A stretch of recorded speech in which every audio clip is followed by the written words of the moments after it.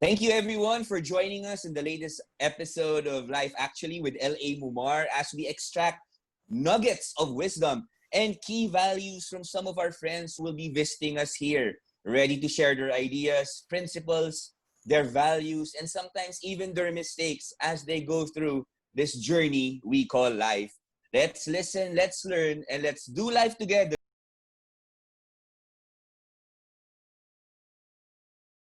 with our friend today. Our friend today is a long-time actress, devoted wife, mother to two, and I was watching her ever since I was young. But, okay, we're the same age, okay? We're the same age. And I'm very excited to have her in itong ating podcast. Let's all welcome Miss Anna Roces. Hello! Hi, LA! Thank you Hey, for having Anna. me here. Nako, maraming salamat that you gave us your time in spite of your busy schedule. I actually met you, ito diretso na. I actually met you, 'di ba? We're co-parents with Yes. in Ateneo. Yes, grade 1. I Oh, grade. remember. Pero Oh, grade 5 na sila. Incoming grade 5 na. oh, tagal na 'yun. How's the life in the lockdown and work and school ng mga Well, bata? the first few months of the lockdown was really spent watching Netflix.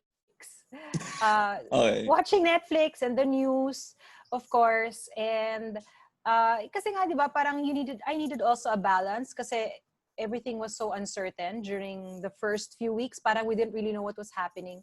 So siguro the Netflix and the K-dramas gave me a balance na, gave me a break from watching the news and having all those uncertain feelings about what's happening and where this virus is headed and things like that. So, What can you give me a couple of shows that you're watching in Netflix? Korean alam mo, novelas. Korean novela, from zero, ha? From zero, Okay. hindi ako nakaka-relate. When my friends talk to me about Korean dramas, I'm like, I'm sorry, I have not seen an episode. Pero ngayon, naka-6 na ako. 6 Korean novelas. As 6! in buo? As Okay. in, buo. Okay. Nag-crash landing ka na Order. ba? Inuna ko yon. Crash Landing on You was the first. Tapos yung second, What's Wrong with Secretary Kim? Third, Pareho tayong Goblin. pinapanood. Diyos ko po. Okay. Third, Goblin. Fourth, She Was Pretty. Fifth, Itaewon Class. And sixth Okay. is Life of the Married Couple. Okay. Yun. I heard So that's a six parang na yun. blockbuster daw yun, no? Yeah, it's like number 1. Highest rating Oo. daw. Yeah. Ever. Parang ganun, di ba? I read in an Something like that, article. yeah. Who do you watch it with? Alone! Si Hubby ayaw ng Ayaw ng Korean, ayaw. Si Iba yung attorney kasi. Iba yung Attorney yun eh. pinapanood. Pero Netflix din, mahilig din siya sa movies. Pero hindi siya Korean. Actually, challenged pala manood ng Korean telenovela kasi yung subtitles, parang syempre we don't speak Korean. So, talagang kailangan mong basahin. So, lagi akong rewind. Parang ganon, di ba? Di ba parang, ano yung sinabi? Teka, rewind. Kasi you have to read, di ba? So, yun pala yung sinasabi ng friends ko na yun yung pinaka-challenge, yung pagbasa ng subtitles. Yeah. And I'm sure, you, siguro ang next question ko is, how long have you not worked? Kasi, di ba, parang before the lockdown, gaano katagal na bakante? Because you've always been active, ever since you were young. Parang, this is so actually, unique for you, right? Yeah, well, I was in the middle of shooting a movie when Okay. the ECQ happened. So, Okay. meron kami mga scenes na hindi natapos.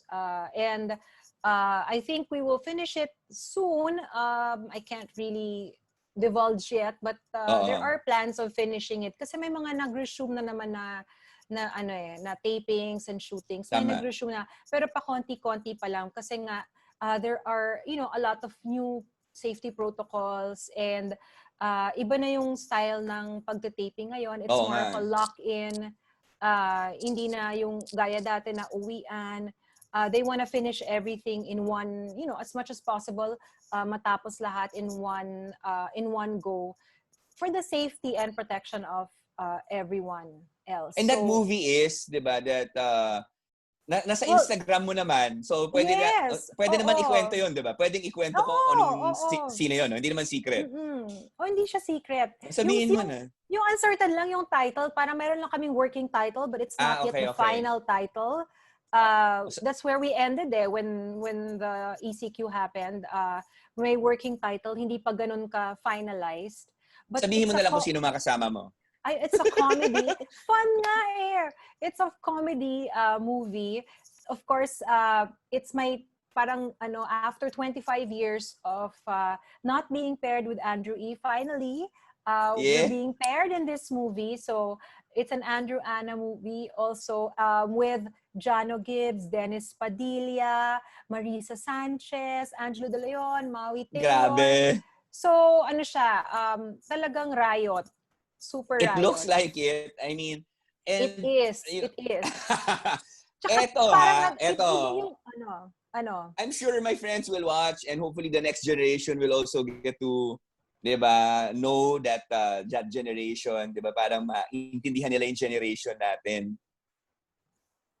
Yes. Ano nga siya, parang nag-evolve siya. Kasi dati, without giving away too much of the story, dati kasi parang more on mga nanliligaw-ligaw, di ba? Yung parang, eto yung mga naughty guys na nanliligaw sa mga girls, pero babaero pala, yung mga ganon. Ngayon, parang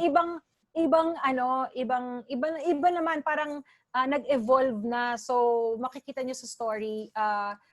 Pero some things never changes. So kahit nag-evolve na sila, nagtatrabaho na sila, and all that, pero mga babaero pa rin eh.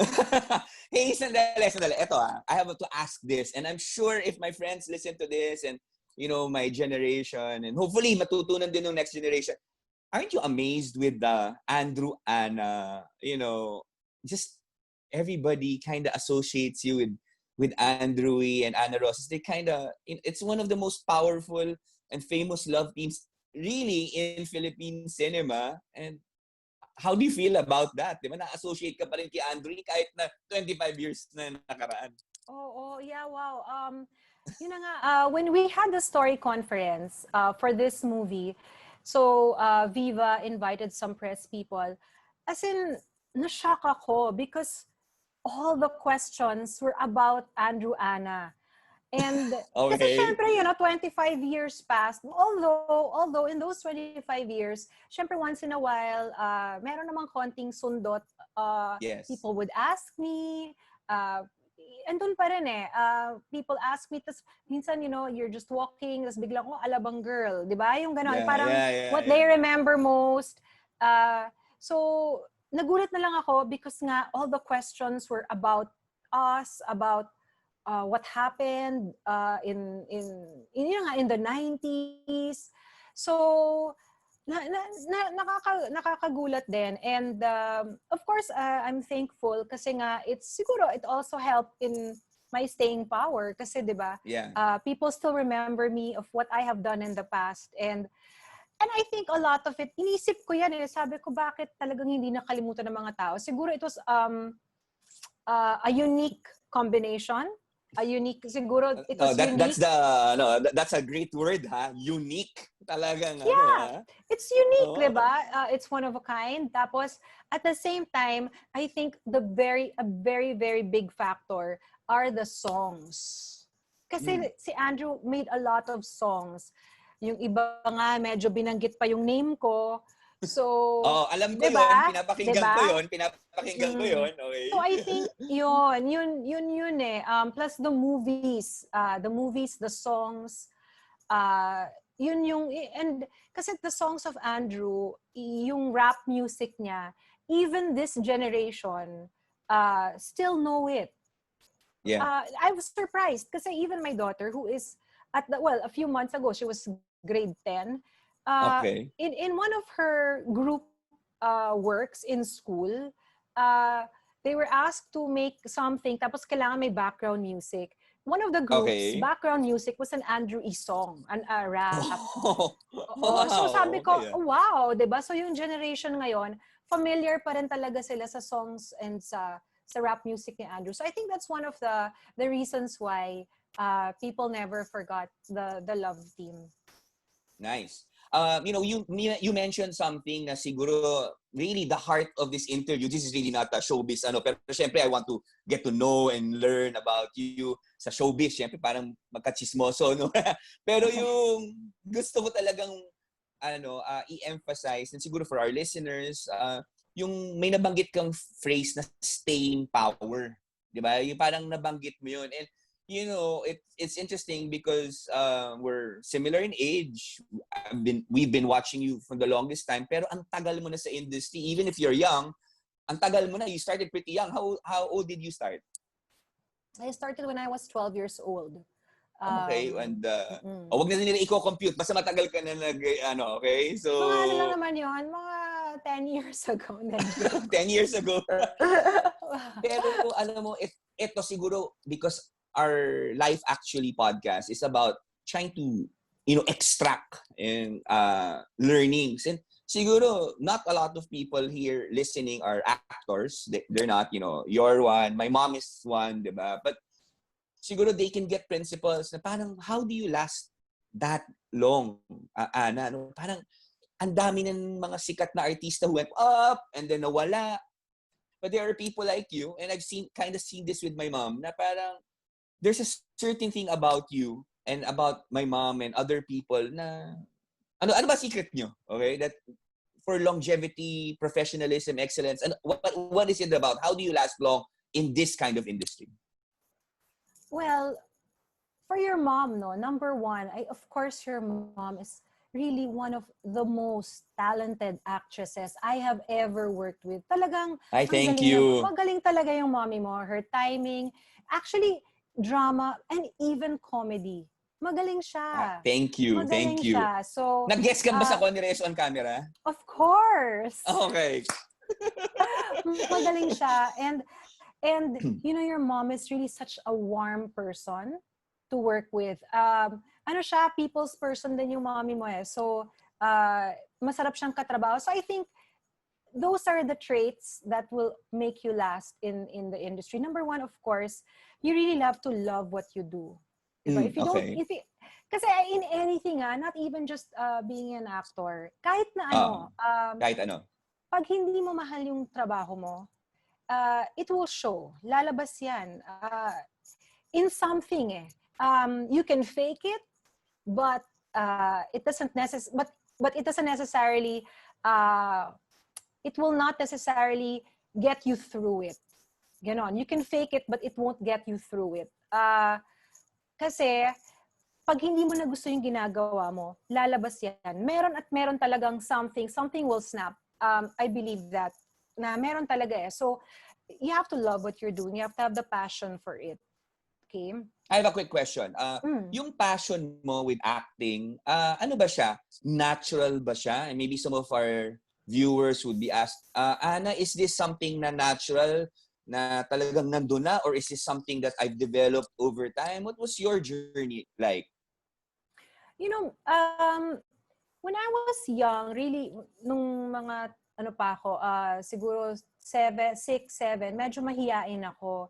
And then, in school, siguro I was about grade 3, I was chosen to represent my class in a declamation contest. Di ba may ganon? Okay. Yes, okay. yes. So, I was chosen for the English declamation contest. And my brother trained me. My brother kasi, during his time, siya yung champion. So, okay. I think nga mas mahilig talaga yung brother ko than me.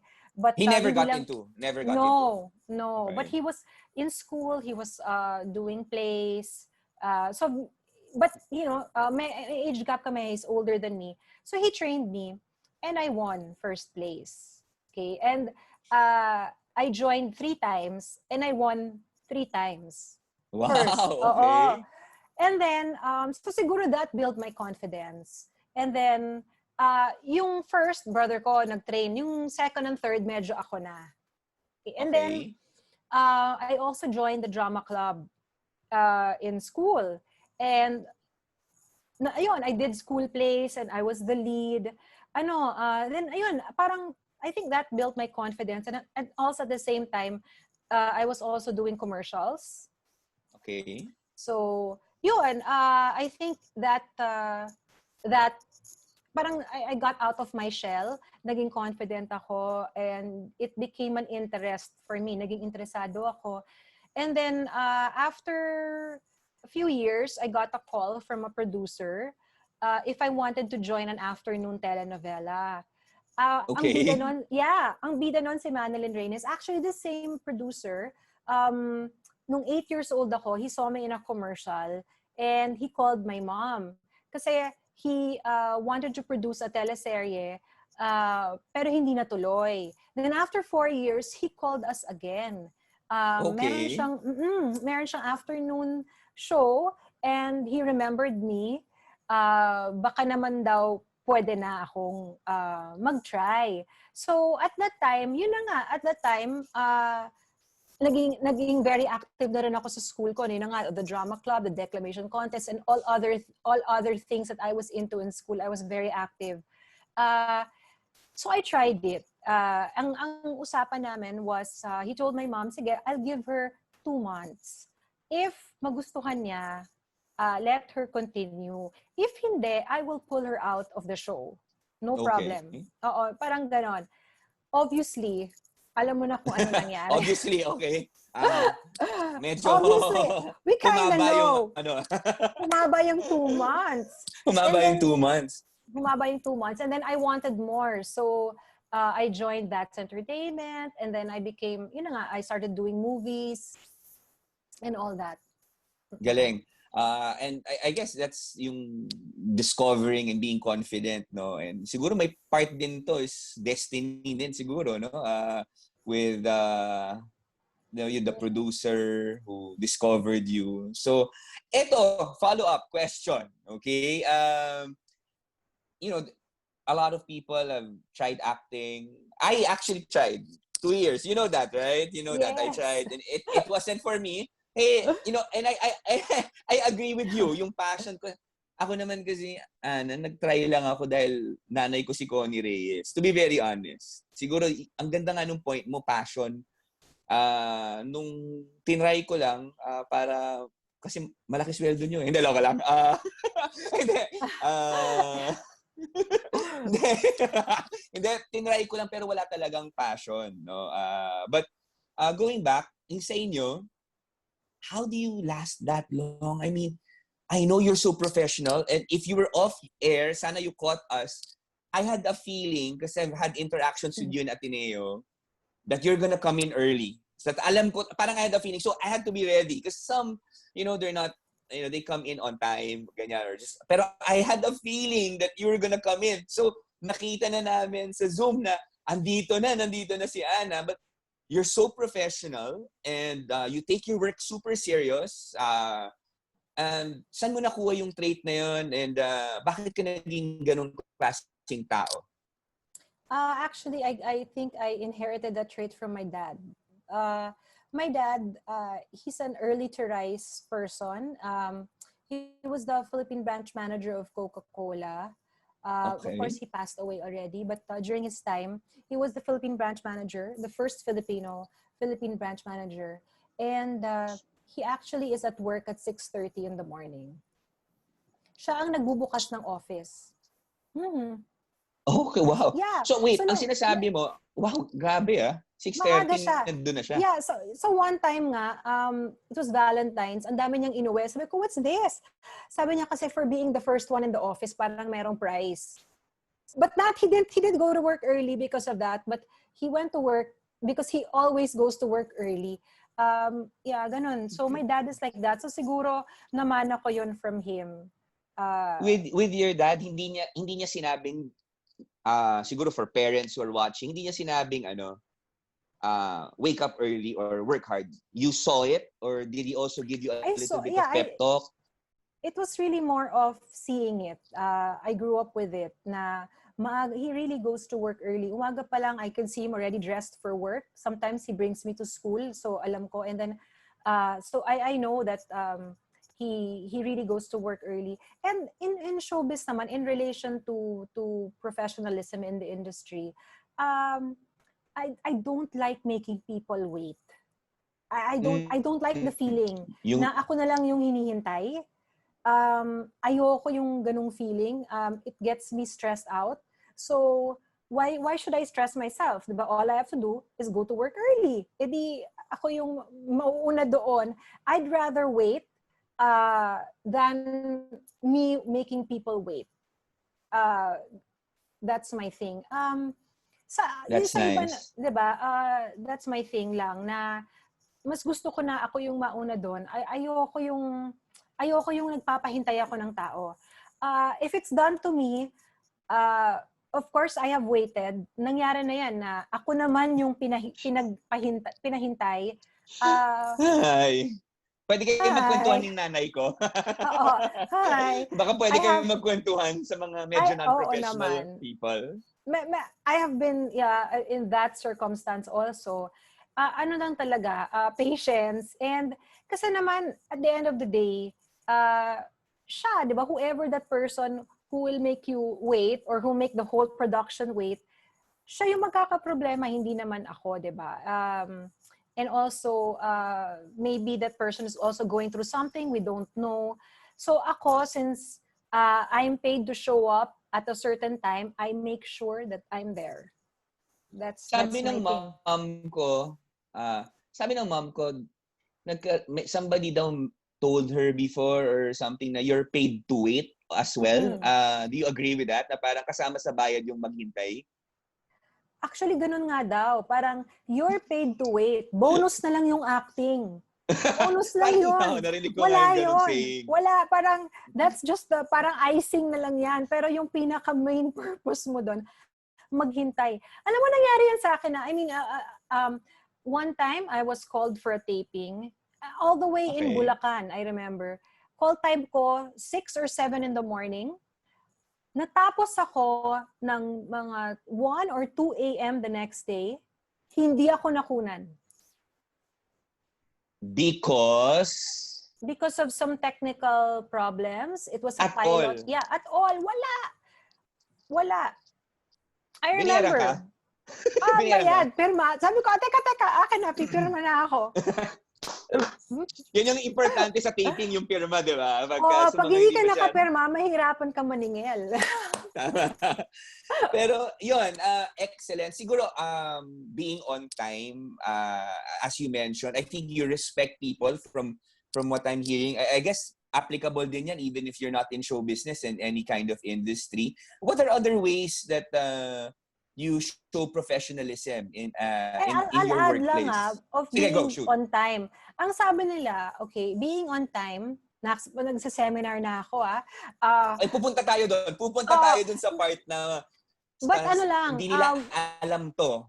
Okay. When your call time when your meeting says that your meeting is, let's say, at 2:00 in the afternoon. Okay? Meeting or taping or whatever schedule, 2:00 in the afternoon.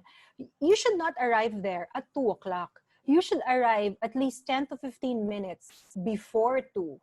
That is on time. If you arrive at 2, late ka na. Ganun daw. Wow. Yan ang professional standards. Also, yung mga nakikinig sa ating mga professional or even our young people, I think that's a nugget of wisdom na makukuha natin, no, in any kind of industry, any kind of work that we have. So 15 to 20 minutes early, Anna? 10 to 15 minutes. Okay, that's great. That is on time. You are on time. And if you arrive at 2:00, you're late. Have you ever had a memorable experience? Siyempre, we cannot name names. Hindi naman maganda yun. But because I have, pero this is not, I'm interviewing you, okay? Na medyo parang, talagang nakakainis talaga, unprofessional colleague without naming names, okay? But what happened? On the spot. Ang hirap ng tanong, no? Mahirap. Sorry. Yes, okay, of course. Syempre, in any type of work, there are always challenges, and sometimes you work with people who will really challenge you and challenge your patience. not only on being on time, being on time on the set or whatever, but general behavior. I've Okay. experienced that. What kasi ako, I don't make I don't interfere or I don't meddle if it's not my position to meddle. So meaning if that the rude behavior or whatever is not directly done to me. But if it's directly done to me, uh, uh, Yung ibang side ni Ana Roces ang makikita siguro no, nila, ano? no, but I will still, no, but ano rin, you have to still, even if you're talagang pinned on the wall, you really have to practice composure pa rin. So, you can handle yourself. There's a way of handling yourself in a way na you can explain yourself, you can defend yourself, explain yourself without, 'di ba, being rude also. Kasi kung naging rude ka, edi pareho Ganun na din. lang kayong rude, 'di ba? So, may Ayun. nangyari na rin naman 'yan sa akin. Nangyari na rin naman. Medyo positive vibe na lang para hindi kita ma-put on the Ano? spot. Bigyan mo naman ako ng example ng sobrang professional. Wag na si Connie Reyes kasi kilala ko na yun eh. Pero bigyan mo naman ako ng isang senior actor or actress na parang, wow, gusto ko pagtanda ko, ganun pa rin ako. And what did he or she do to make you admire her? Oh, madami. Madami. One tidbit, of course, the late Eddie Garcia. Okay. I remember our taping not too long ago. Ano yun eh, for Ang Probinsyano. I remember our location was in a courtroom scene eh. And yung court, kung saan may taping kami, syempre we can only shoot at night. Kasi nga during the day, ano siya, di ba, office. So ginagamit siya ng, so we can only shoot at night. And I remember, ang taas ng staircase nung location namin. And talagang, sabi ko, I was looking at him kasi nga, kung ako talagang hingal na hingal, what more siya, di ba? With his age at that time. Ilan taon ba siya noon, Ana? Sorry para lang for our viewers. May 80 na yan lampas probably niyo? 86 at that time. Whoa, okay. Oo. Okay, sige, go ahead. Sige. No one, he climbed the steps alone. Hindi siya nagreklamo, hindi siya nagalit. Talagang napaka-professional niya. Kasi, for someone his age and his stature, you would think na bakit naman sa lahat ng location, ito yung binigay niyo. Alam niyo naman, iaakyat ko to.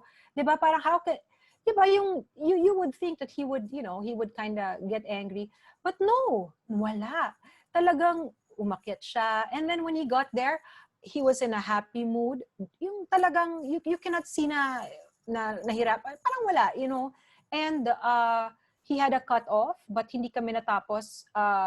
So nagpa-extend pa siya. Wow. He allowed an extension kasi nga for airing na rin naman yung mga scenes. So, wow, 'di ba? So amazing. Galing. Amazing. With excellence, professionalism, siguro before we move on to the next part, siguro can you kind of give a little bit of advice sa mga tao, not necessarily showbiz, no, but somebody na you mentioned it a little bit kanina about being on time, but maybe one or two tips for an upcoming yuppie in the workplace, whether nagtatrabaho siya sa isang bangko, nagtatrabaho siya sa isang eskwelahan, about being professional or being excellent. Well, my advice is, of course, like I said earlier, diba, you really have to love what you're doing. Number one yun, you have to have the passion and the love for it. Kasi when you really love what you're doing, then it doesn't become work. Kasi work, di ba, parang, negative yun eh. Parang, may trabaho na naman, di ba? So, pero pag mahal mo yung ginagawa mo, hindi ka mapapaganyan eh. First thing in the morning, you'll be so excited kasi nga that's your passion, di ba? You can't wait to start your work already. So you have to love what you're doing. Number one, number two, I think you also have to have the talent for it.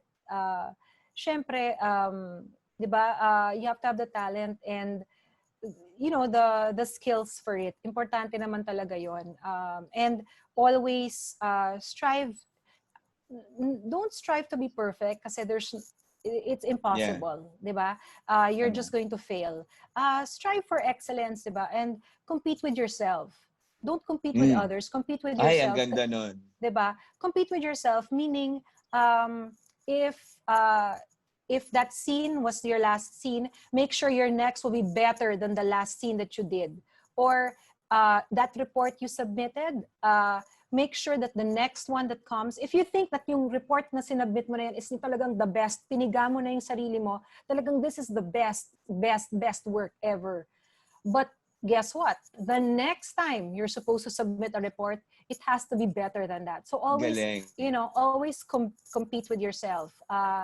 And always don't be scared to improve. It's one of the things also that I learned in this ECQ, in this time of COVID and pandemic, is you really have to evolve. Nothing, talagang life is a constant change. Kasi akala mo okay na eh. Parang I kind of have the drift. Nakuha ko na, I grasp things already. Then all of a sudden, whoa, you will be shaken. And how do you survive? So you really have to adapt. You have to be open for change. And the only way to do it is to constantly learn, to constantly educate yourself. You have to accept kailangan nagsa-SWOT analysis ka for yourself. You have to accept kailangan alam mo yung strengths. You have to build on your strengths and you should not focus on your weaknesses. Ba't parang nawala? Nawala ako? Hindi naman, nandiyan ka pa naman. Okay. Nawala sa screen ko eh. Sorry. You just have to, build on your strength and try not to focus on your weaknesses. Kasi lahat naman tayo, we all have our weaknesses. So, nice. Yun. What else? Of course, a very important thing also is you really have to have good relations with your coworkers. Diba? Importante pa rin yan eh. Even in show business or in any industry, it is important na magaang ka rin katrabaho. You should also kailangan marunong ka makisama. That's very, very important. Alam mo, sobrang daming nuggets. Kailangan ko mag-move dun sa next part, pero ang ganda nung sinabi mo about yung you're not competing with people. So siguro sa'yo, kunyari, whether that's a Donita Rose or, I don't know, Rufa Gutierrez, you're not competing with them, but you're really competing with yourself. Yes. Did I get that right? Yes, compete with yourself, but there's nothing wrong with being inspired with the work of others also, ha? I mean, you can use them as your inspiration, but you compete with yourself kasi you are your own eh. You are your own unique self. You have your own unique talents. Not everybody has what you have. And you also don't have what they have. So you just have to keep on, you have to constantly have self-analysis kung ano yung mga strengths mo, where you can improve, areas for improvement. And that's why you also have to have, you have to be truthful to yourself. Na ito ako, this is who I am. This is what I can do. I may have my weak points as anybody else has, but I will, focus on where I'm good at. And I'm going to focus and I'm going to build on that. Great. Thanks for those words of wisdom. Okay, as we talk to you about etong family mo, your showbiz career, I really want to discuss something that you actually do that not a lot of people know. And you are just like me. You conduct team buildings, facilitate trainings, you do seminars. You have this consultancy called Image Matters. So can you kind of tell us what it's about? Thank you. Thank you for including this. Well, Image Matters is a consultancy that really specializes in training for professional image development. So, I studied kasi image consultancy about 10 years ago, and I decided to focus on professional image development and more of giving trainings. So, ang training is more on your image, meaning your appearance, behavior, communication, and now nga pati digital presence. So it's really how Okay. parang ano siya, parang it's like a personal branding, or personal branding, how you are, yung how you brand yourself in the workplace, or just a personality development seminar. So it could be one-on-one, or usually it's well, before COVID, it's usually like a workshop, a training workshop. Baka hindi nyo nalalaman, si Ana even have studied sa Etiquette School of New York. Social mo talaga, Ana. Grabe ka. Diba? Sobrang big time, okay? Hindi naman. Ano lang, actually, diba? like I said, diba, you should never stop learning. If there's something that interests you, dapat you should learn about it, you should study or read about it. Ngayon nga, we have so much information available to us online. So, ganon, parang you have to constantly improve yourself and learn new things. Hindi ba nga tayo nagko-collab? Dapat eventually, di ba, ang dream natin, magko-collaboration tayo with team building and these, yung expertise mo sa image. But why, people will probably ask, di ba, you're a famous actress, you're doing well, happily married, and you have 2 kids, you're taking care of, but why branch out? You kind of mentioned you still want to learn more, pero bakit itong kind of branching out? Diba, pwede naman you can have your own restaurant or etc. But why this business? Well, we were talking about passion earlier, diba? So, when a friend of mine, oops, sorry, si Mateo pumasok. Be careful, Mati. Close the door first. Hello, Mati! Mati is... Nagulat siya. Okay, if you're... Nag-exit siya. Hindi. Ito nga, yung maganda dito sa work from home, di ba? Si Mati kasi naging kaklase yan ni Mateo. Mateo din si Mati, di ba? Oo. Same name. Yun yung maganda sa work from home, lumalabas lang yung mga anak natin. That's normal. That's fine. Okay? So, go ahead. Why this business? So there. Wait. Nakalimutan ko itanong. Sorry. Segue lang. Si Mati ba may plano mag-artista? Or papayagan mo ba mag-artista? I was writing it in the notes, hindi ko na itanong eh. You know that si Mati, before he went to grade school, meron siyang commercial. Nag-commercial siya. But it was not aired in the Philippines. In-air siya sa Malaysia. It's for a milk. Yeah, two. Nag-series siya ha. So, nakadalawang commercial siya but not aired in the Philippines. Aired in Malaysia. Yun. But after that, Susunod ba sa yakpak ni Mami yan? Sa ngayon, school muna siya. I cannot stop them to do what they want, but I just really want them to finish school first. Yun muna. Okay. Diba? So who knows, baka maging lawyer, kagaya ng dad. Or katulad ni Daddy. Oo. So we don't know kung ano yung magiging hilig niya or whatever passion he has, diba? So we'll see.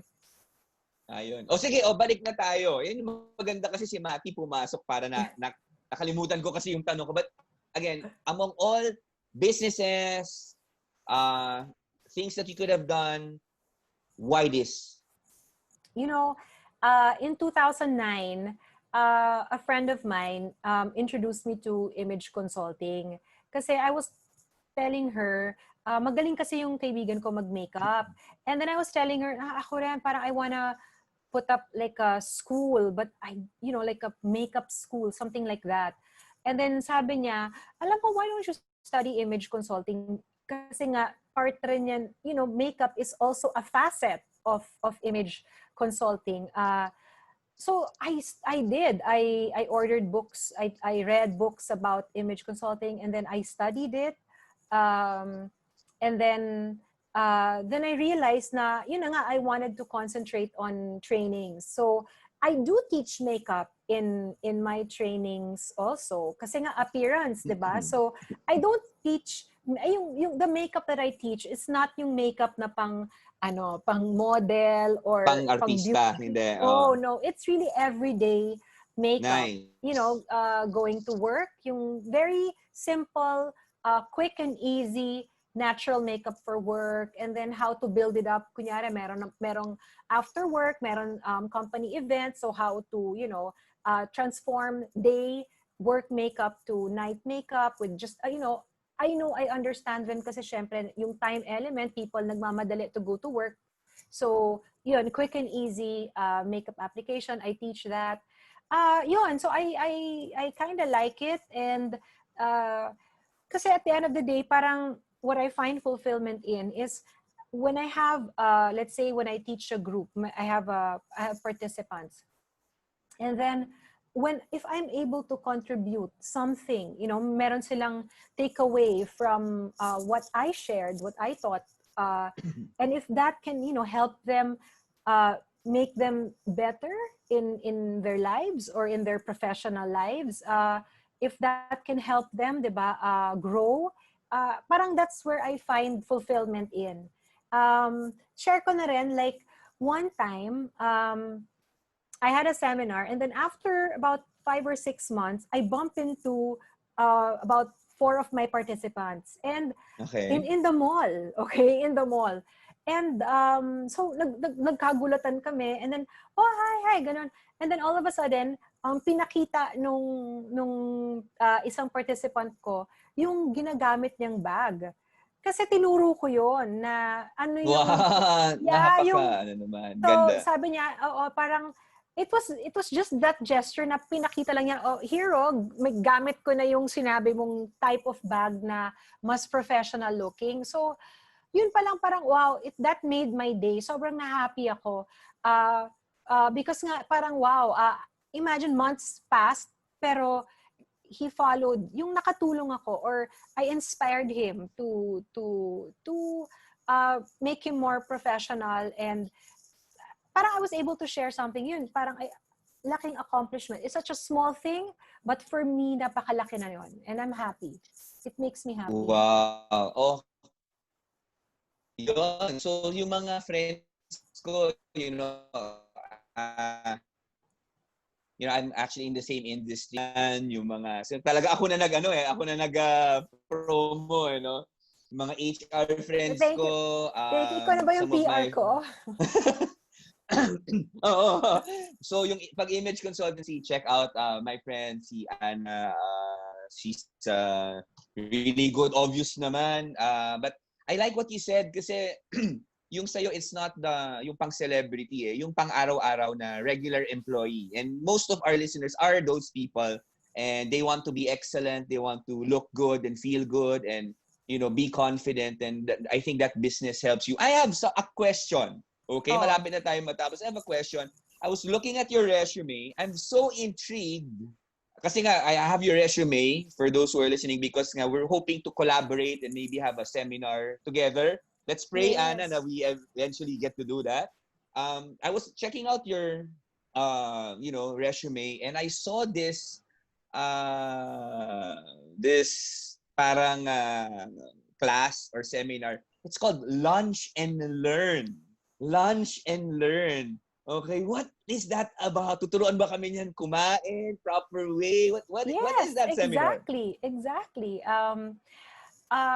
That's kasi nga lunch, no? So, what better way to learn through an actual dining experience, 'di ba? So, you're taught how, kasi may iba, 'di ba? When they eat, especially if it's a fine dining restaurant or let's say a 5-star hotel, pag nakita nila napakadami ng mga spoons and forks and mga different plates, different types of glass, na parang ano sila, they don't know what to do anymore. So they don't know what fork or ano ba yung uunahin nila sa.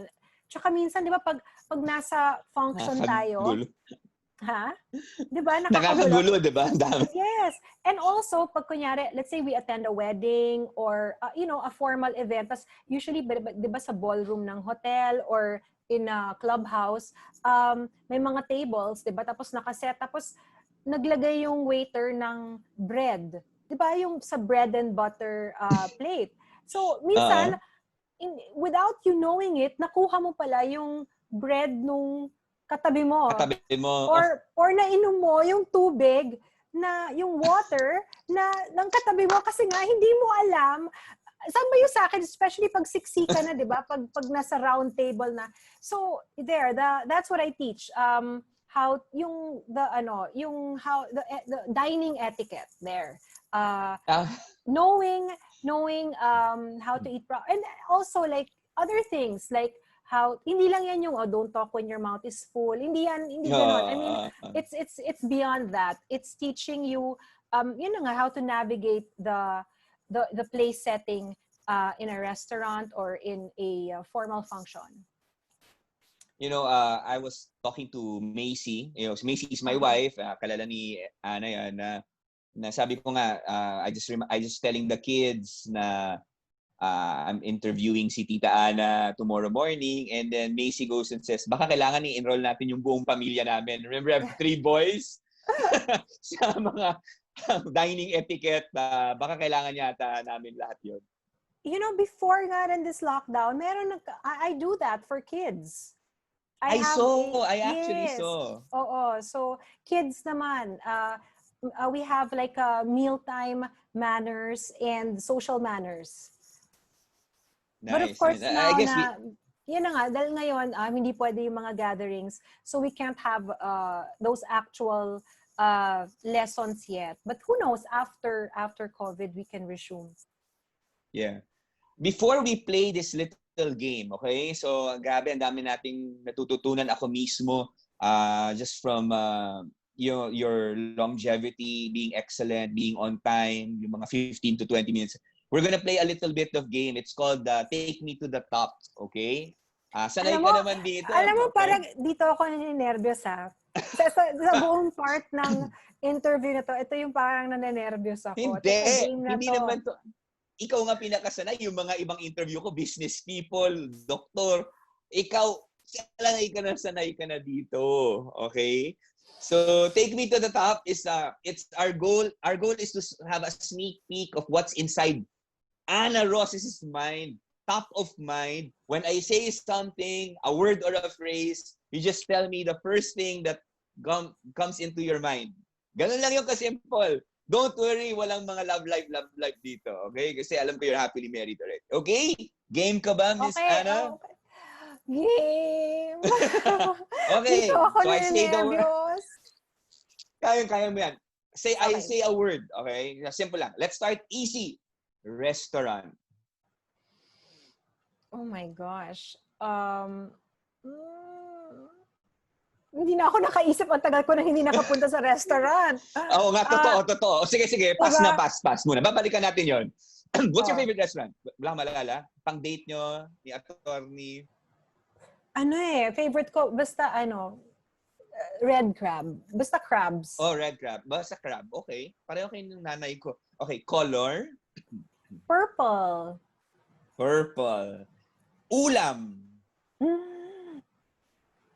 Shrimps. Shrimp. Okay. Wait. Sa konting segue, nagluluto ka ba? Yes, marunong ako magluto. Tsaka bake. Okay. Swerte ng pamilya mo. Okay. Pareho kayo ni Macy. When I say secluded island. Secluded island? Maldives. Okay. Ang social mo talaga, friend. Next. Go to movie. Go to movie na pinapanood mo pa ulit. Notting Hill. Wow, Hugh Grant. Okay. Love team.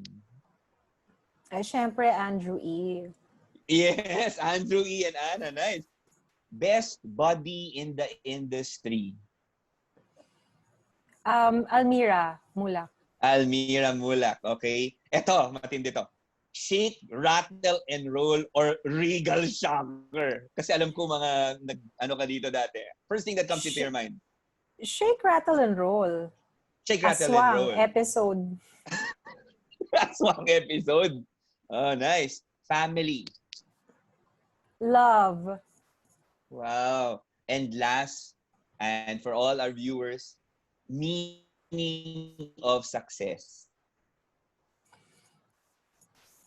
Contentment and happiness.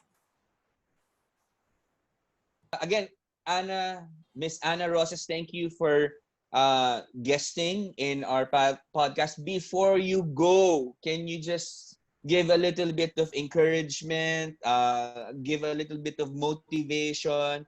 A lot of people are going through a pandemic. All of us are going through a pandemic, basically lockdown. And can you just share maybe your last thoughts before we end? Well, I know that the times now are really quite scary, nakakatakot because we really don't know kung hanggang kailan tayo. Hindi natin alam kung hanggang kailan tayo ganito.